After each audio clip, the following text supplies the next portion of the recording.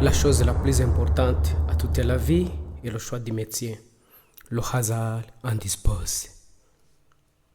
Iyi ni interuro y'umugabo Blaise Pascal. Muri sitasiyo ye atubwira uburyo umuntu agira ingaruka cyangwa impanuka mu mahitamo umuntu ashobora gukora mu gihe cyo guhitamo umurimo azakora. Ibi kandi bihera mu mahitamo dukora dutegura ibyo tujya kwiga. Mu gihe tujya kwiga tuvuga ngo reka mpitemo kwiga ibi ngibi kubera ko ari byo nshaka kuzakora. Agaragaza impanuka umuntu ashobora kugira zishingiye kuri ayo mahitamo. Birashoboka ko nawe uyu munsi turi kuganira wagize impanuka cyangwa se ukagira amahirwe agahura n'amahitamo yawe.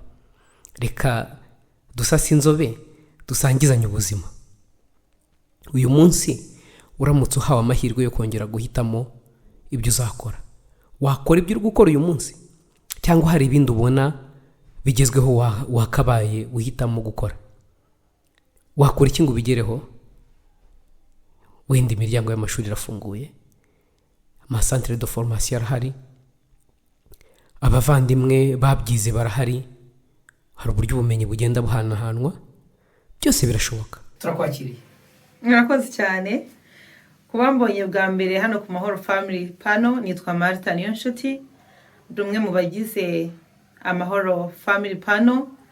Nyine ubushize narababwiye ngo iki kiganiro ntikizagucike. Ndagushimiye wowe kidacitse, kandi niba ari ubwa mbere ubonye ikiganiro cyacu, ndaguhamagarira gusubira ku cyabanje icyo navuzeho ubushize cya introduction ku bigendanye na Amahoro Family Panel, kugira ngo umenye ibyo nari nahavugiye, kuko uyu munsi nkomerejeho. Nabemereye ko mbabwira uburyo nize agronomy kandi nari nabanje kuyanga.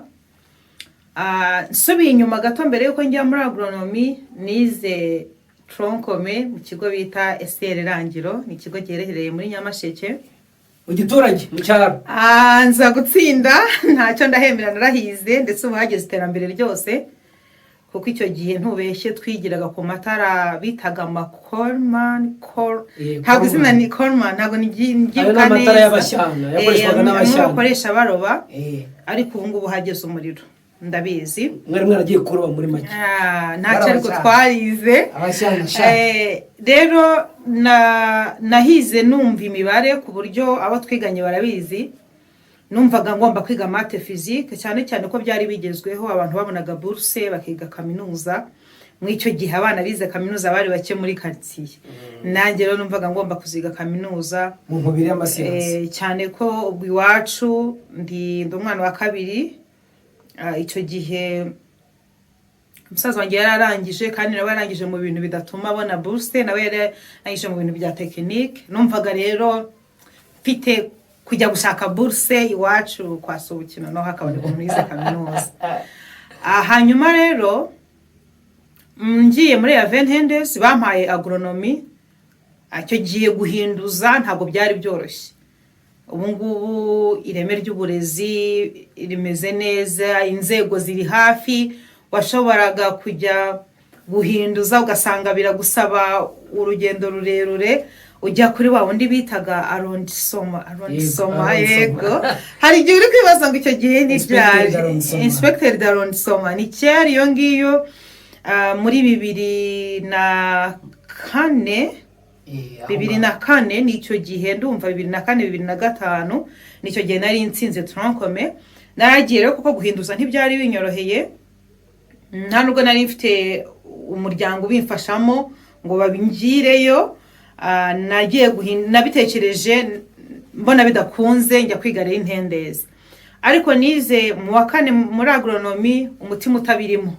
Hari uburyo wabaga urangije wa 4 ugasubira gushaka ahandi hantu usubira mu wa 4 muri byo ushaka. Icyo gihe rero naragiye nshaka gusubira muri math physique mu kigo bita Saint Joseph Nyamasheke. Ni ikigo cyari kigezweho, ndetse n'ubu kiracyari ikigo cyiza. Njya kunegosia ko nabona umwanya mu wa 4, ngenda ndetse ababyeyi batari kubyumva. Genda gucamo ndagaruka iwacu bantera, reka mbyite ko ari siyasa, ku musozi w'iwacu aho mvuka barabizi, hari umugabo hano yitwa ku Munini, aho ni mu kagari ka Kibogora, twitaga agronome kuva kera. Uwo mugabo ndamushimiye ubwo atarabizi. Icyo gihe niwe watumye nsubira kwiga agronome nkajya mu wa gatanu, kuko baranyicaje barambwira ati ujya ubona agronome. Niwe wagiraga ziriya moto bitaga Agesa icyo gihe, ayigendaho nyine kubera ari agronome babahaga moto. Baranyicaza rero bantera izo njuga ziramfata, barambwira bati uramutse ugiye kwiga agronomi nawe uzaza ufata moto. Subirayo ndagenda ndayiga ni wa gatanu. Kuva icyo gihe ntangira kubikunda.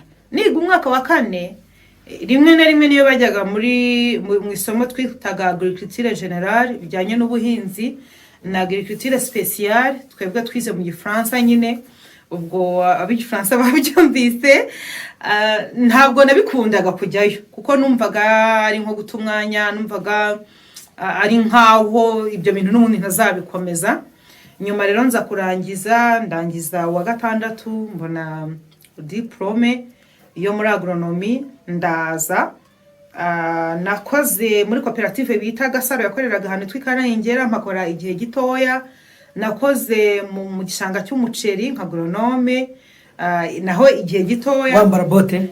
Nambaraga bote. Ubu ngubu no kuyobora amazi yo twita irrigation ndabizi. Kwitura mu bintu twitaga iminunga ntago bizi neza uko mu Bugarama bahinga umuceri cyane babyita, cyangwa abandi bahinga umuceri ariko twatuntu bagenda hari igihe kagutengukana buriya nikubisemo. Ibyo byose ndabizi. Nyuma yaho rero niho naje kubona akazi muri Tubura kuva 2009 kugeza uyu munsi nkora muri Tubura. Kandi kuhakora byampaye naho uburyo bwiza bwo gukomeza gutekereza ku buhinzi no kubukora. Ndi umuhinzi nkuko nayo babwiye, ndi umworozi hagati aho. Ariko kandi reka mbonereho mbabwire ni n'urundi rugendo nagize mu mashuri. Ubundi kwiga kwanjye kwagiye kugenda gusubira inyuma bukeya cyakomera nkuko kwatangiye kuva nakora troncome, kuko ntarashakana na Jean Damascene nagiye kwiga muri Congo muri STC Bukavu, mpiga ibintu bya gestion de projet agricole. Urumva nari nkomerejeho agronome, urumva naramaze kuyikunda, nkeneye kugira degree cyane ko icyo gihe byari bigezweho ko umukobwa utarize kaminuza adapfa kubona umugabo. Rero nagiye kwiga. Naragushakaga nawe nshaka, twarashakanaga.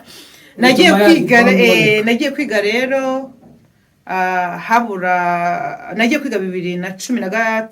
na 2 ndagenda ndiga. Nyuma yaho, nyuma yuko maze kwiga, biba ngombwa ko nshatse ngarukira kuri diplome ya A1.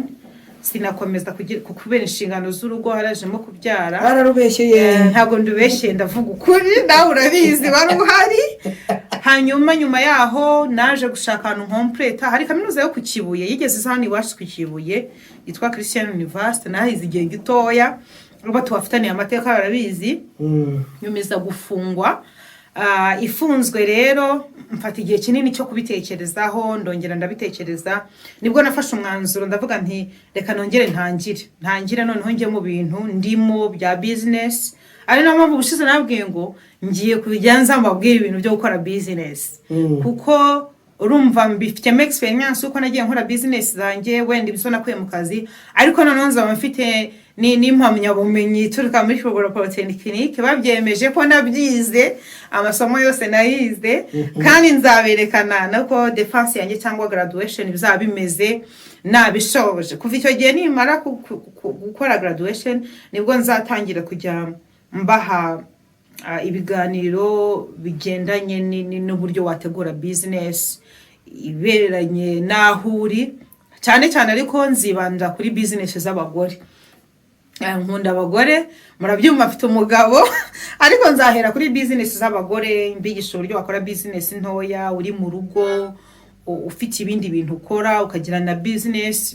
Nubwo mfite akazi narabibabwiye ntibimbujije kuba hari business yindi nkora ndayikora. nzajya mbaho udutipu nk'uko nabibemereye tw'uburyo wagenda ubifatanya ubiterateranya kandi bikagenda neza. Ndabashimiye rero abadukurikiye uyu munsi, ndabahamagarira kujya muhora mudukurikira nk'uko nabibemereye. Nzajya mbabwira ibintu byinshi bitandukanye, nabemereye kuririmba, nabemereye ijambo ry'Imana kuko ndi umuvugabutumwa, nabemereye ibirori byose biri mu nzira, ntabwo nzabatenguha, ntabwo Amahoro Family tuzigera tubatenguha ngo mudukumbure, ntituzatuma mudukumbura cyane, nibyo mujye mudukumbura mugaruke muturebe, ariko ntabwo tuzigira dutuma mutubura ku buryo mu buri kiganiro cyacu muri cya gihe nabemereye cy'icyumweru. Jya kuri comment rero umbwire uko wabibonye, n'icyo ashaka ko tuvugaho ubutaha nzakubwire ku biki, niki wowe wumva ushaka ko nkubwira, cyangwa niba afite nawe icyo ashaka kubwira abantu. Ni karibu. Asante sana. Bye.